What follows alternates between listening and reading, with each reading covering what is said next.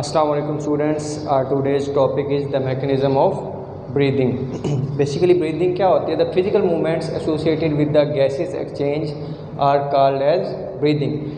Means के जब हम सांस लेते हैं तो जो हमारे फिज़िकल मूवमेंट्स जो होती हैं उनको उस प्रोसेस को ब्रीदिंग का नाम दिया जाता है। ब्रीदिंग के बेसिकली 2 फेजेस होते हैं। The first one is inspiration और inhalation, the second one is expiration और एक्सहेलेशन। सी इंस्पायरेशंस का क्या मतलब? इंस्पायरेशन का मीन्स कि आपने ऑक्सीजन को इनटेक करना है, ठीक है, मतलब सांस को अंदर की तरफ लेना है, that is known as inspiration. Inspiration में क्या क्या चेंजेस आती हैं? The first one is the rib muscles contract and ribs are raised. जैसे हम सांस लेते हैं तो जो हमारी रिब्स होती हैं ये अपवर्ड हो जाती हैं, ऊपर की तरफ हो जाती हैं, ठीक है, और जो रिब मसल्स होते हैं वो कॉन्ट्रैक्ट हो जाते हैं। दूसरी क्या चेंज आती है? The dome shape diaphragm contracts and lowered. जो डायफ्राम होती है उसकी नॉर्मल शेप होती है डोम शेप, मीन्स के इस तरह होती है, ठीक है, और इंस्पायरेशन के दौरान ये क्या हो जाती है? ये लोअर हो जाती है। कॉन्ट्रैक्ट होने से ये डोम शेप जो है कम हो जाती है इसकी।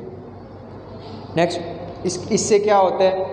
जब ये डोम शेप कम हो जाती है तो जो थोरेसिक कैविटी है, जो चेस्ट कैविटी है, उसमें उसका जो एरिया होता है वो इंक्रीज़ हो जाता है और उसमें प्रेशर, जाहिर सी बात, जब प्रेशर एरिया इंक्रीज़ हो रहा है तो प्रेशर क्या हो जाता है?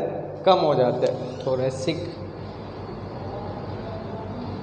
कैविटी,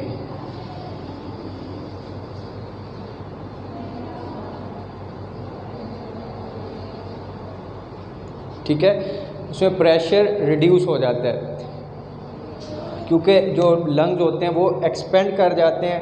अब एक्सपेंड होने से, जब लंग्स एक्सपेंड करते हैं तो उनमें क्या होती है? स्पेस इंक्रीज़ होता है। उस स्पेस के इंक्रीज़ होने से उसमें जो जगह ज़्यादा बन जाती है और प्रेशर कम हो जाता है। इसकी वजह से इस प्रेशर इम्बैलेंस को इक्वलाइज करने के लिए जो एयर आउटसाइड होती है, इन्वायरमेंट में मौजूद होती है, वो लंग्स की तरफ इंटर होती है। लंग्स में इंटर होती है जिससे क्या होता है? प्रेशर क्या हो जाता है? दोनों लंग्स पे, दोनों साइड्स में, इन्वायरमेंट में और लंग्स के दरमियान इक्वलाइज हो जाता है, ठीक है। ये तो हो गया इंस्पायरेशन और inhalation. The second phase is expiration. Expiration या एक्सहेलेशन मीन्स एक्सहेल करना। जो आपने एयर इनटेक की थी, अब उस इम्प्योर एयर को एक्सहेल करना, मीन्स के इन्वायरमेंट में दोबारा मुंतकिल करना।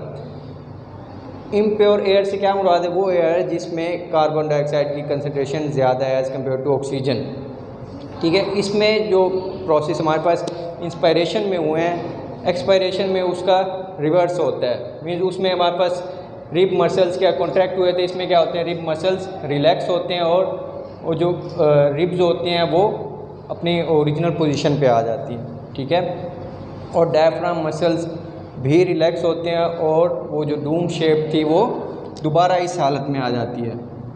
इंस्पायरेशन में डूम शेप लोअर हो जाती है जबकि एक्सपायरेशन में ये दोबारा अपवर्ड हो जाती है, ठीक है। इससे क्या होता है? ये जब अपवर्ड हो जाती है तो जो एरिया होता है चेस्ट थोरेसिक कैविटी का वो कम हो जाता है, जिससे लंग्स पे जो प्रेशर होता है वो बढ़ जाता है। उस प्रेशर को दोबारा नॉर्मल करने के लिए जो लंग्स में मौजूद एयर होती है, ठीक है, उसको लंग्स कॉन्ट्रैक्ट करके उसको एक्सपेल कर देते हैं, ठीक है।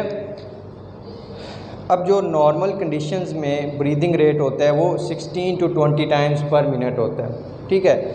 और ये जो ब्रीदिंग सेंटर, ये जो ब्रीदिंग रेट है, इसको कंट्रोल करने के लिए ब्रेन में एक ब्रीदिंग सेंटर होता है, ठीक है, जो ब्रीदिंग रेट को कंट्रोल करता है ड्यूरिंग नॉर्मल सर्कमस्टांसेस और ड्यूरिंग एक्सरसाइज और हाई फिजिकल एक्टिविटी, ठीक है।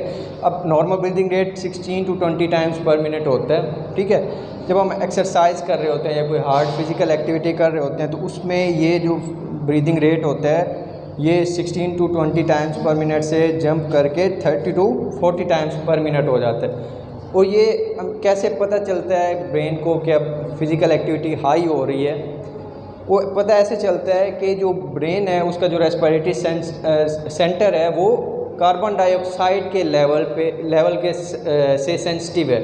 मीन्स के जब फिज़िकल एक्टिविटी हाई होती है, ब्रीदिंग रेट इंक्रीज़ हो जाता है, तो उससे क्या होता है कि ब्लड में जो कार्बन डाइऑक्साइड का लेवल है वो इंक्रीज़ हो जाता है, ठीक है, जिसकी वजह से ब्रेन से मैसेज आता है, ठीक है, तो उससे फिज़िकल मूवमेंट जो चेस्ट कैविटी की होती है वो इंक्रीज़ हो जाती है, ठीक है। ये हमारा आज का टॉपिक था, मैकेनिज्म ऑफ ब्रीदिंग। उम्मीद है आपको समझ आओगे। That's it.